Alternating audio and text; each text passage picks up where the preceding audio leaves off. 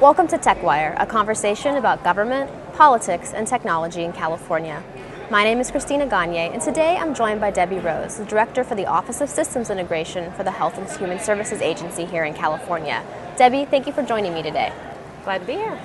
So why do we need a conference on project management? Oh my goodness. Well, California, as you know, is large, and we have a lot of IT systems that support our business delivery in government, and so it's extremely important that we take the whole idea of project delivery seriously.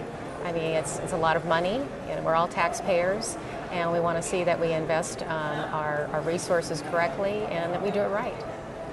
So bringing people together and sharing experiences across our world in project delivery is extremely important. And I think what Carlos and I have talked about is how do we continue this community of interest so that we're bringing the different disciplines together and they can use each other as resources, when they run into challenges with their own project deliveries. And what are some common challenges that are faced? I mean, in the state of California, IT project management has got to be a big obstacle as well as hold a lot of promise. And so what are some of those challenges that you can share? Well, there's so many, but I guess I would start with really ensuring that you are planning, and this is the business side. What is it you're really defining your requirements? What is it you really want? And then I think as we come together and looking at what that project is going to look like, it's realizing that we have to be flexible. There's legislative changes every year that can actually, halt your project in some circumstances. You have to be ready for those types of things that come up, and how you're going to, mitigate, the time on a project or the scope. You have to consider all of that. The other challenge is you really have to understand who's going to be touched by the system. All of your stakeholders, making sure you're bringing them in early. And making sure you're sharing information out. They can be a valuable partner in making sure you're really nailing your requirements correctly. And do you have examples of a project that has been a success, and how do you think project management led to that? I will always use the electronic benefit transfer system as a model project. That was first rolled out, I think in 2000. And this is a system, really isn't a system, it's really a service that rides on the commercial infrastructure in delivering the CalWorks and CalFresh benefits to millions of constituents in California. So if you think about the old food stamp days, and you had coupons, and people had to go to the grocery store, it was a stigma, and being able to do away with that type of a transaction and use an ATM card was a major change for the consumer. It was a change for the retailer.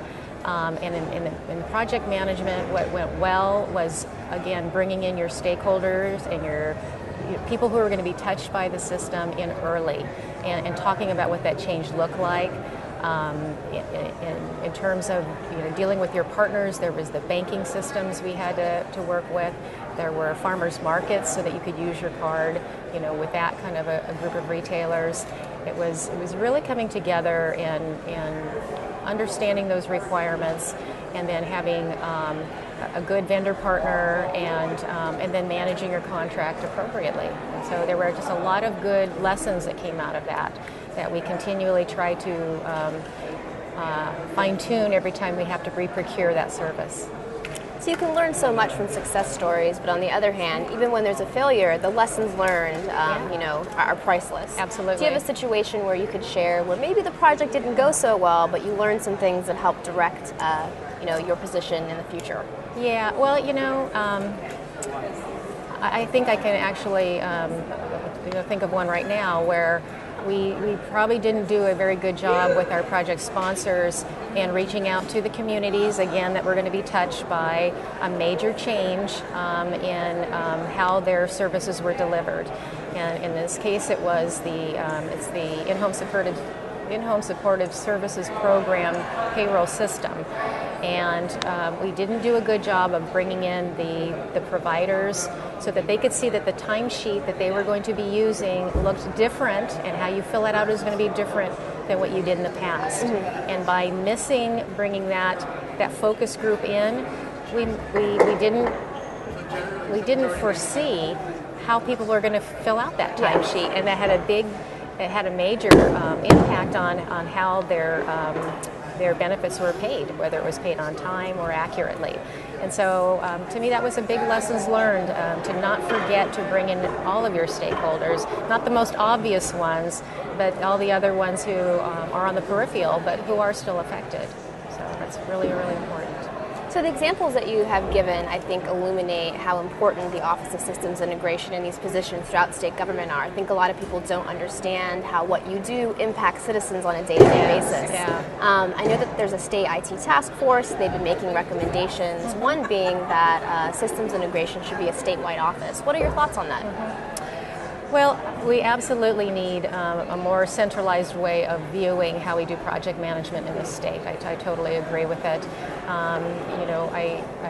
Carlos and I have talked frequently about how do we do that better.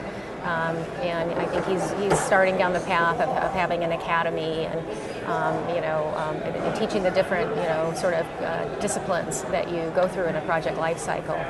But the real world is the hands-on, and that is all we do at OSI. It is absolute hands-on, boots on the ground, butts in the seats as I hear it. Get it out there, and we get it done. Do we have lessons to learn all the time? But I think that's where you get the sort of the practicum experience. And if there was a way that we could work together where you learn all the educational side, if you will, of project management and contracts, or whatever the different vocation is, but then you come and actually practice it. I'd like to see something like that, where you could come and work with OSI, and we could mentor you through those best practices, and you get the hands-on type of experience that some of us are talking about today in these different sessions. So speaking of best practices, what's one piece of advice you would give to someone who's trying to learn how to do better project management? Reach out, know who your resources are around you. If you're in contract management, who out there is doing contract management too? You got to reach out to your peers, and I think that's where I'm hoping the summit really kind of hones that. For all of us, it's like whether it's you're the project director and you want to be better at project management. There are many others here in this state, who are could be sister departments who've done it and who've been through the same ground that you're going through, and they're a great resource. And I think we need to do a lot more of that. Well, Debbie, thank you for joining me today and sharing your insights. Okay, glad to be here. Thanks. Thank you. And thank you to our audience for once again joining us in a conversation about government, politics, and technology in California.